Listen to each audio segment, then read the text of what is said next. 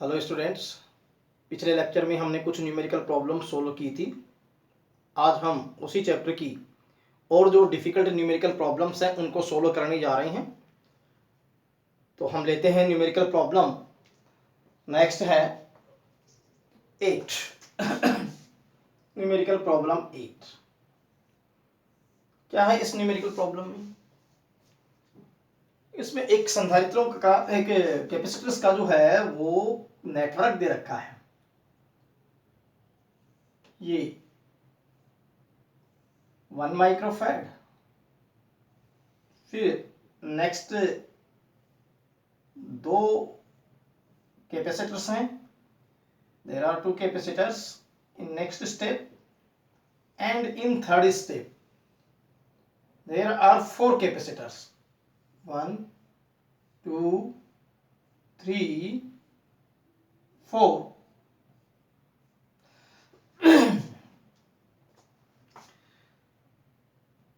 इसी तरीके से आगे 8 कैपेसिटर्स कनेक्टिविटी में है। दिस टर्मिनल इज ए और this terminal is B. Next 8 capacitors.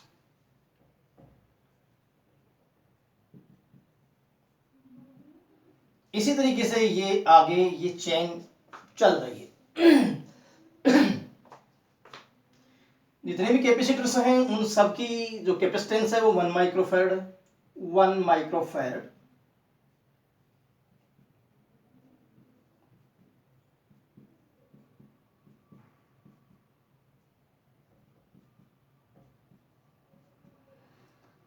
So all the capacitors are same capacity of 1 microfarad. You have to find out what is equivalent capacitance between terminal A and B. A और B terminal के बीच में equivalent capacitance क्या होगी, ये हमें find out करना है। तो इसे इक्विवेलेंट कैपेसिटेंस के लिए हम यहाँ देखें, ये जो दो कैपेसिटर्स हैं ये दोनों जो है वो सीरीज में हैं। ये जो 4 कैपेसिटर्स हैं ये भी सीरीज में हैं, और ये 8 कैपेसिटर और उसके आगे आने वाले जितने भी कैपेसिटर्स हैं वो भी सभी सीरीज में होंगे। तो मैं इसके इक्विवेलेंट जो है वो नेटवर्क बना लूं। Equivalent circuit, there is only single capacitor,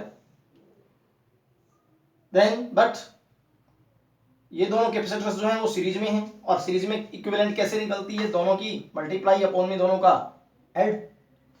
तो फिर 1 into 1 और अपॉन 1 + 1, सीरीज में फॉर्मूला यही होता है, CS equal C1 C2 upon में C1 + C2। क्लियर? तो by using this formula you can calculate. और इसके अलावा भी यदि सभी कैपेसिटर यदि सेम कैपेसिटी के हों और n कैपेसिटर हों तब सीरीज में उनका रिजल्ट हम ऐसे भी निकाल सकते हैं। तो C की वैल्यू कितनी है 1, और ये कितने हैं टोटल 2, तो 1/2 माइक्रोफैराड हो गया। चाहे इस फॉर्मूले का यूज ले लें, चाहे इस फॉर्मूले का यूज ले लें। तो नेक्स्ट कैपेसिटेंस इज 1/2, ये 1 microfarad, this is 1/2। in next series there are 4 capacitors, so by using this formula you can write C equal 1 or upon 4. So there is capacitance will be 1/4 microfarad. तो similarly ये चलता रहेगा, ये terminal A और ये terminal B। Next 1/8 आ जाएगा। लेकिन ये जितने भी कैपेसिटर है जो हैं ये जो है रिलेटिवली किसमें है, पैरेलल में।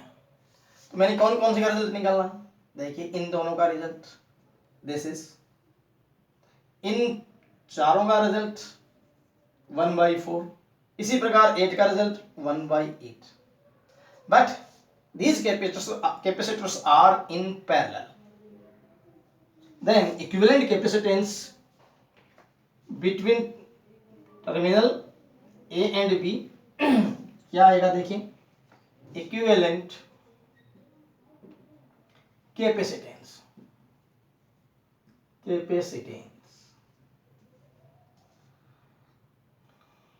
C इक्वल, क्योंकि फॉर पैरेलल कॉम्बिनेशन कॉम्बिनेशन, क्योंकि ये कैपेसिटर्स पैरेलल में हैं।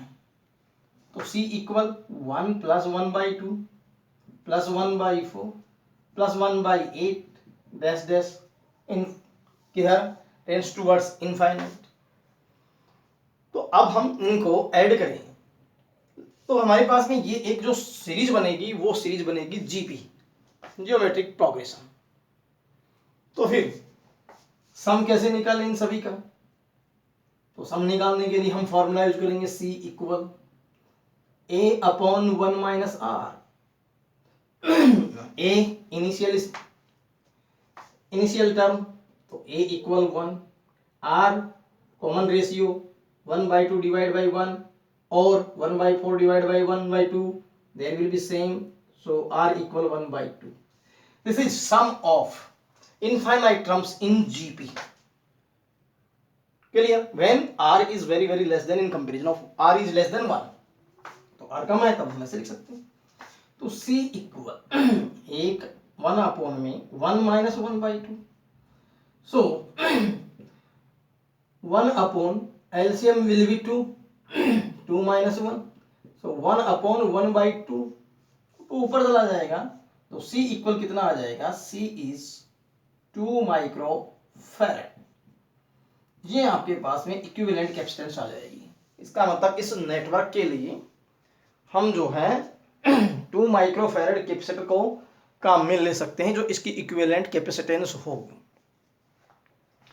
क्लियर? तो अंडरस्टैंड हो गया होगा। ये यहाँ पर ये देखना है कि इसकी इक्विवेलेंट सर्किट ये बनाना है।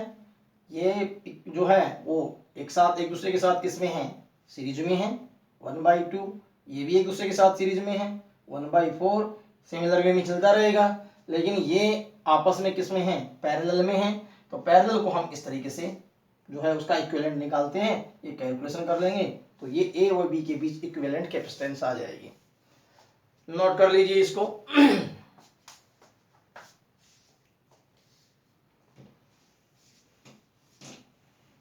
एक और न्यूमेरिकल प्रॉब्लम पर आते हैं। देखिए न्यूमेरिकल प्रॉब्लम क्या है।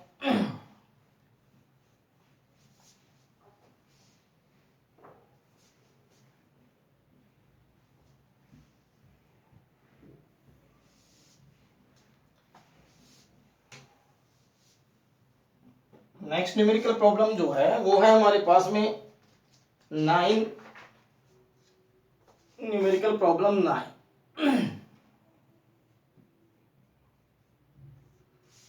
इसमें एक सर्किट दे रखा है जिसमें कैपेसिटर्स लगे हुए हैं। तो ये आपके पास में ए टर्मिनल और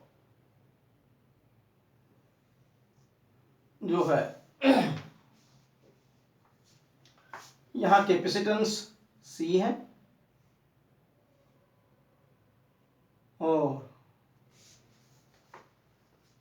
नेक्स्ट जो है इसमें यहाँ भी एक कैपेसिटर लगा हुआ है, एक इसके पैरेलल में लगा हुआ है।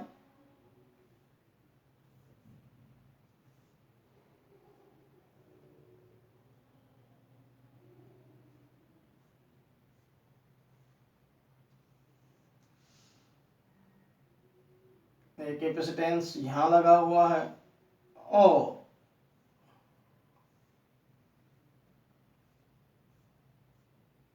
ये इस तरीके का जो है वो नेटवर्क आपको दे रखा है। ये बी टर्मिनल। अब ये कैपेसिटर 2 माइक्रोफैरड, ये सी का दे रखा है, ये 4 माइक्रोफैरड, दिस इज 4 माइक्रोफैरड और ये दोनों कैपेसिटर 1 माइक्रोफैरड के हैं, 1 माइक्रोफैरड और 1 माइक्रोफैरड। और आपको गिवन है कि ए और बी जो टर्मिनल है उनके बीच में इक्विवेलेंट कैपेसिटेंस जो है वो 5 माइक्रोफैरड है। तो फिर इक्विवेलेंट कैपेसिटेंस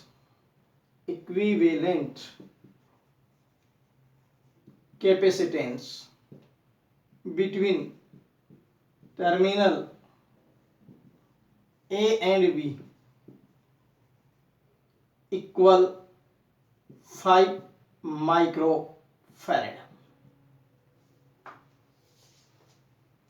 ठीक है, ये हमें गिवन है। सॉल्यूशन करते हैं। तो यहां हम देखेंगे कि ये दोनों जो कैपेसिटर हैं ये पैरेलल में हैं, देख सकते हो ये वाले, और ये दोनों कैपेसिटर भी ये हैं, ये भी पैरेलल में हैं। तो पहले इनको, इनकी जगह हम सिंगल ही कर लें। तो फिर इक्विवेलेंट सर्किट कैसे बनेगा, देखिए इसके इक्विवेलेंट। तो इक्विवेलेंट सर्किट, इक्विवेलेंट सर्किट ए, ये सी, ये 2 माइक्रोफैरड। लेकिन ये दोनों किस में हैं, पैरेलल, और पैरेलल में होते हैं तो फिर सीधा ही ऐड होते हैं, C1 प्लस C2। तो फिर ये दोनों ऐड हो गए, ऐड हुए तो ये हमारे पास में आ गया 8 माइक्रोफैरड, 8 माइक्रोफैरड, 4 और 4 8। तो इधर आए हम, तो इन दोनों भी देखिए ये भी पैरेलल में, तो 1 1 2, तो ये 2 माइक्रोफैरड, तो ये 2 माइक्रोफैरड, और ये आपके पास में टर्मिनल बी। अब देखेंगे ये दोनों जो हैं, ये दोनों सीरीज में आ गई, और ये दोनों भी किस में आ गई, ये भी सीरीज में आ गई। तो इन दोनों का रिजल्ट निकाल करके एक बार फिर इक्विवेलेंट बना लें। तो फिर इक्विवेलेंट, ठीक है, इसका इक्विवेलेंट क्या बनेगा, ये ए टर्मिनल, सीरीज में क्या फार्मूला होता है, दोनों की मल्टीप्लाई अपॉन में दोनों का एडिशन। तो 2 इंटू 2 4, और 4 बाई 4 1 माइक्रोफैरड। तो ये हमारे पास में यहां इसमें दोनों सीरीज में, तो दोनों की मल्टीप्लाई अपॉन में दोनों का ऐड, तो C8C। तो दोनों का मैं इक्विवेलेंट ले रहा हूं, कितना हुआ 8C अपॉन में C प्लस 8, दोनों की मल्टीप्लाई अपॉन में दोनों का एडिशन, और इस साइड भी इन दोनों का इक्विवेलेंट ले रहा हूं। तो ये कितना हो जाएगा, दिस विल बी 2 2 जा 4, और 4 अपॉन 4 1 माइक्रोफैरड, 1 माइक्रोफैरड। इन दोनों का इक्विवेलेंट ये आ गया, इन दोनों का इक्विवेलेंट ये आ गया। लेकिन ये जो इक्विवेलेंट आए ये पैरेलल में है, और पैरेलल में है तो फिर पैरेलल में कितना आ जाएगा हमारे पास में, तो हम कह सकते हैं कि equivalent capacitance between A and B, ये दोनों पैरेलल में तो सीधे ही ऐड हो जाएंगे। Equivalent capacitance, capacitance between terminal A and B 5, कितनी थी 5, ये गिवन, इक्वल इन दोनों के बीच में लें, तो फिर इनका एक ही कैपेसिटेंस हम निकालें तो दोनों का ऐड करें, पैरेलल में होने से 8C अपॉन में C प्लस 8 प्लस 1 माइक्रोफैरड। तो ए एंड बी के बीच इसका भी इक्विवेलेंट बनाएं, तो ए और बी के बीच यहां पर जो आपके पास में आएगा वो आएगा 1 प्लस 8C अपॉन में C प्लस 8 आएगा। लेकिन ए एंड बी के बीच में आपको गिवन है कितना, 5 गिवन है। तो मैं इसको ऐसे लिख सकता हूं, 5 में से 1 गया 4, तो 5 माइनस 1 4, तो फिर 5 माइनस 1 इक्वल 8C अपॉन में C प्लस 8, 4 अब इक्वल 8C अपॉन में C प्लस 8,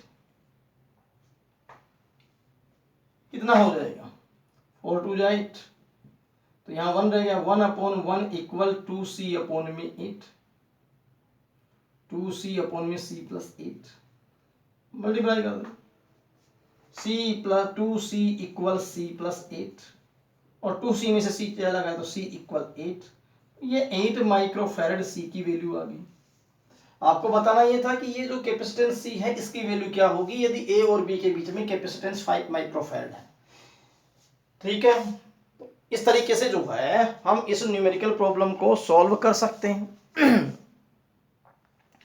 तो एक बार फिर से देख सकते हैं कि ए और बी के बीच में जो है ये कैपेसिटर्स लगे हुए थे, जिसमें ये एक अननोन कैपेसिटर था जिसकी वैल्यू हमें मालूम नहीं थी, लेकिन हमें मालूम था ए और बी के बीच में कितना इक्विवेलेंट कैपेसिटेंस है। तो अब हम कैसे फाइंड आउट करेंगे इसके लिए हमने क्या किया कि देखा कि ये दोनों और ये दोनों पैरेलल में है, तो पहले इनका इक्विवेलेंट निकाल लें। तो ये निकाल लिया, देखो सी तो सेपरेट है, ये 8 माइक्रोफैरड आ गया। इधर हमारे पास में जो है इधर 112 माइक्रोफैरड हो गया, ये एज इट इज ऐसा कैसा रहेगा। लेकिन जैसे ये इक्विवेलेंट बनाएंगे ये सीरीज में आ गए, ये भी सीरीज में आ गए, तो सीरीज में आ गए तो इन दोनों का रिजल्ट ये आ गया हमारे पास में 8C + 8, और इन दोनों का रिजल्ट ये आ गया 1 माइक्रोफैरड।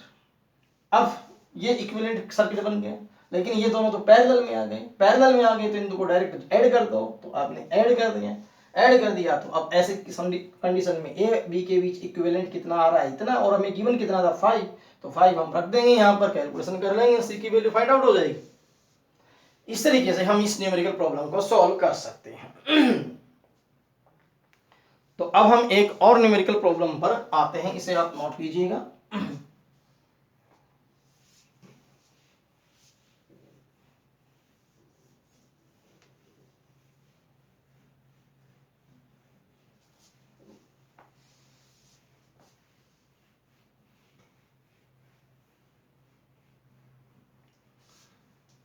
एक और डिफिकल्ट न्यूमेरिकल प्रॉब्लम लेते हैं, कुछ की प्रैक्टिस आपको खुद को करनी है, कुछ डिफिकल्ट है, मैं जो न्यूमेरिकल उनको मैं यहाँ पर जो है एक्सप्लेन कर रहा हूँ। तो नेक्स्ट न्यूमेरिकल प्रॉब्लम इज 12 है। 12 में क्या है, ये एक स्फेरिकल कंडक्टर है जिसकी रेडियस जो है वो स्मॉल r है, ठीक है। तो फिर इसे हम चार्ज दें, लेकिन इसकी हमने कैपेसिटेंस निकाली थी। तो क्या निकाली थी, कैपेसिटेंस ऑफ तो पहले हम इसका देख लेते हैं क्या क्या गिवन हमें। ये स्फेरिकल जो है वो कंडक्टर है जिसकी रेडियस r है, इसे हम एक मेटेलिक केज से कवर कर देते हैं। This is a metallic cover और केज, इससे इसको हमने कवर कर दिया। तो कवर करेंगे तो फिर इसकी जो रेडियस है वो कैपिटल R है, लेकिन इन दिस सिचुएशन ये हमारे पास क्या बन जाएगा, ये जो है वो कैपेसिटर बन जाएगा, क्योंकि ये नेगेटिव हो जाएगी, और इसे बाहर से हमने अर्थ से कनेक्ट कर दिया, कैपेसिटर बन गया। कौन सा, स्फेरिकल। लेकिन आपको गिवन है, गिवन इसकी जो रेडियस है इसकी स्फेरिकल कंडक्टर की और इस बाहर वाले मेटेलिक कवर की, उनकी जो रेडियस का जो रेशियो है वो हमारे पास में गिवन है। कितना गिवन है, this is given n upon n minus 1, r upon r equal n इन अपॉन में n minus 1। This employs you can write as r upon capital R equal n minus 1 upon में n। ये given है, लेकिन ये बताना है, prove करना है, टू प्रूव कि ये कैपेसिटर जब बन जाएगा स्फेरिकल, उस केस में जो कंडीशन जो कैपेसिटेंस है C डैश, वो पहले जो स्फेरिकल जो कंडक्टर था उसकी कैपेसिटेंस का n टाइम्स हो जाएगी। ये हमें प्रूव करना है। तो क्वेश्चन समझ में आया, एक बार मैं फिर से रिपीट कर देता हूं। ये स्फेरिकल कंडक्टर है, ठीक है, इसे हमने एक कंसेंट्रिक मेटेलिक स्फेयर जो है उससे हमने इसको कवर किया। इनकी रेडियस का जो रेशियो है वो इतना गिवन है, लेकिन पहले वाली कंडीशन में कैपेसिटेंस C है और बाद वाले में कैपेसिटेंस C डैश जो है वो पहले वाले की कितने टाइम्स हो जाएगी, ये इतने टाइम्स हो जाएगी। ये प्रूव करके आपको दिखाना है। तो हम सॉल्यूशन करते हैं, देखिए कैसे। Solution, capacitance of spherical conductor हमने पढ़ा है कि C equal 4 pi epsilon not small r, क्योंकि यही तो था स्फेरिकल कंडक्टर, और ये आया हुआ है derivation to find out capacitance due to capacitance of an isolated spherical conductor.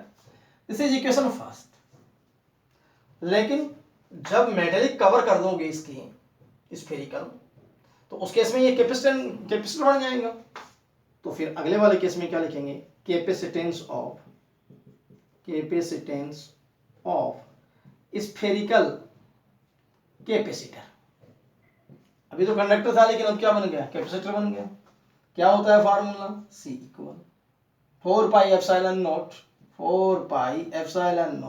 R into R upon R minus R। ये डेरिवेशन भी आया हुआ है, दिस इज सेकंड। ठीक है, एक है स्फेरिकल कंडक्टर का डेरिवेशन, वहां से 4 पाई एप्सिलॉन R लिखा। एक है स्फेरिकल कैपेसिटर का डेरिवेशन, जहां हमने जो है ये लिखा। तो ये कैपेसिटेंस को मैं C डैश लिख लेता हूं।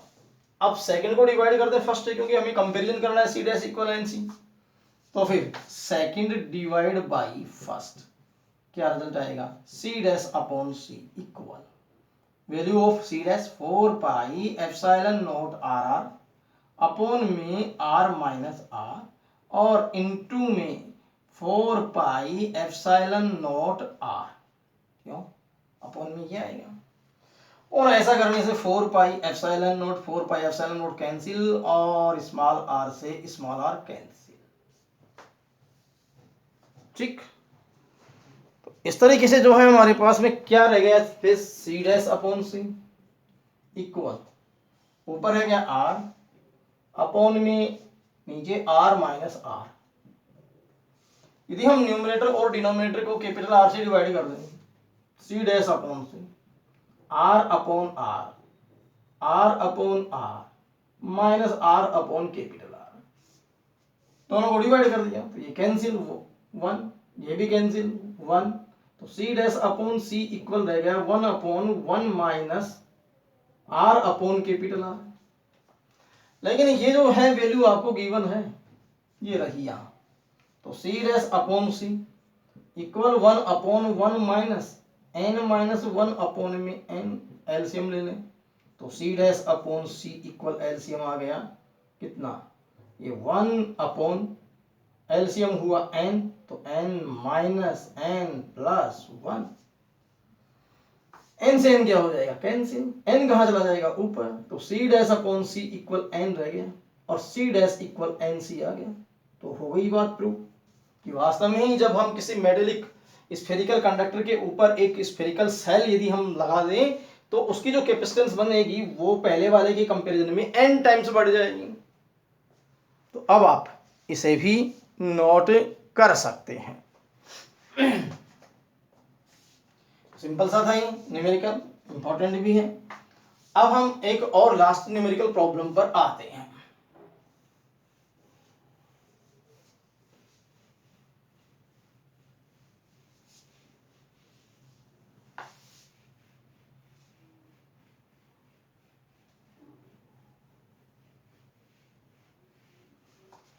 क्या कहती है न्यूमेरिकल प्रॉब्लम, देखिए लास्ट कुछ न्यूमेरिकल प्रॉब्लम आपको जो है वो प्रैक्टिस के लिए करनी है। एक हमारे पास में जो है एक सर्किट दिखाया गया है। ये ए टर्मिनल है, यहां से ये एक प्लेट और ये एक प्लेट, ये प्लेटें जो हैं वो कनेक्टेड है इससे, लेकिन यहां ये दो प्लेटें जो हैं वो और लगाई गई हैं और इनका जो कनेक्शन है वो है बी से। प्लेट एरिया, तो एरिया ऑफ प्लेट ए, ये डिस्टेंस तो इनके बीच की डी है, तो डी डिस्टेंस, यहां भी डी डिस्टेंस है और ये डिस्टेंस भी डी है, तो सभी डिस्टेंस आपके पास में इक्वल है, डी डी और डी। ठीक,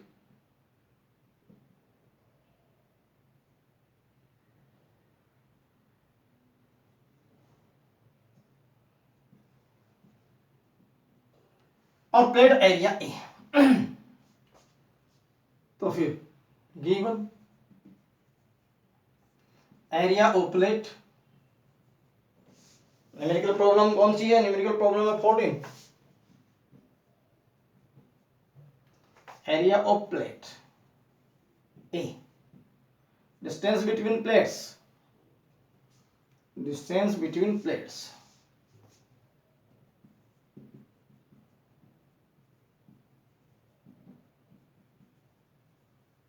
this is equal to D.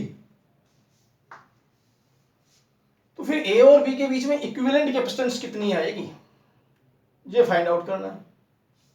तो क्या करना है? Equivalent capacitance between, equivalent capacitance between A and B, ये फाइंड आउट करनी है। तो फिर यहां से एक बात हम देखेंगे कि ये कैपेसिटेंस जो बन रही हैं ये कौन से ऑर्डर में है, कौन से कॉम्बिनेशन में है। तो मैंने सपोज कीजिए इसको पॉजिटिव मान लिया, इसको मैंने नेगेटिव मान लिया। अब ध्यान देने की बात है, ऊपर वाली जो प्लेट है वो पॉजिटिव ही बनेगी, नीचे वाली जो ये प्लेट है ये भी पॉजिटिव बनेगी, क्योंकि एक पॉजिटिव का बाहर वाला पार्ट है, एक इनिशियल पार्ट है। लेकिन नीचे वाली ये नेगेटिव बनेगी, फिर नीचे वाली ये कनेक्टिविटी नेगेटिव से, ये तो नेगेटिव बनेगी, तो ये भी नेगेटिव से कनेक्टिविटी में तो नेगेटिव, और नीचे भी ये क्या बन गई? नेगेटिव। लेकिन ये किससे कनेक्टेड है? पॉजिटिव से। तो ये हमारे पास में पॉजिटिव से, तो इधर वाला पोर्शन भी पॉजिटिव से बनेगा। लेकिन देखिए ये जो हमारा सिस्टम बनेगा ये वाला, एक पॉजिटिव प्लेट एक नेगेटिव प्लेट, और एक पॉजिटिव और एक नेगेटिव प्लेट, इसका मतलब आपके पास में हम इसको ऐसे भी अज्यूम कर सकते हैं, ऐसे कि ये एक कैपेसिटर तुम्हारे पास में हो गया, ये कौन सा? ये वाला, और एक कैपेसिटर हो गया ये, लेकिन बीच वाला कैपेसिटर नहीं बनेगा क्योंकि ये भी माइनस और ये भी माइनस। और कैपेसिटर वो होता है जिस पर जो है मैग्नीट्यूड इक्वल हो चार्ज का, लेकिन चार्ज की नेचर अपोजिट हो। तो कितने कैपेसिटर बनेंगे? एक तो ये वाला, ठीक, ये फर्स्ट, और एक ये वाला कैपेसिटर, ये सेकंड। तो इसकी कैपेसिटेंस में क्या मान लूं? C1, और इसकी कैपेसिटेंस क्या मान लूं मैं? C2।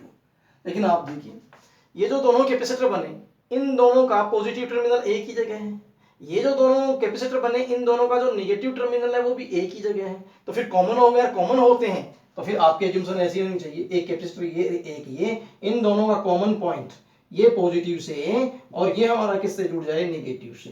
बोलो, तो फिर ये हमारे पास में पॉजिटिव, इनका कॉमन पॉइंट एक ही है, ये नेगेटिव, तो फिर इनका कॉमन पॉइंट भी एक ही है। तो फिर ये कौन सा कॉम्बिनेशन होता है? ये कॉम्बिनेशन होता है पैरेलल। तो फिर ये भी पैरेलल कॉम्बिनेशन हो गया। क्यों? ये इसकी पॉजिटिव यही है, इसकी पॉजिटिव यही है, दूसरी प्लेट ये नेगेटिव है, उसका नेगेटिव यहाँ है, इसका भी नेगेटिव यहाँ है। बीच वाला क्यों नहीं बना? क्योंकि उन पे चार्ज सेम नहीं था। तो ये एक सीरीज कॉम्बिनेशन में, पैरेलल कॉम्बिनेशन में हम इनको ले सकते हैं।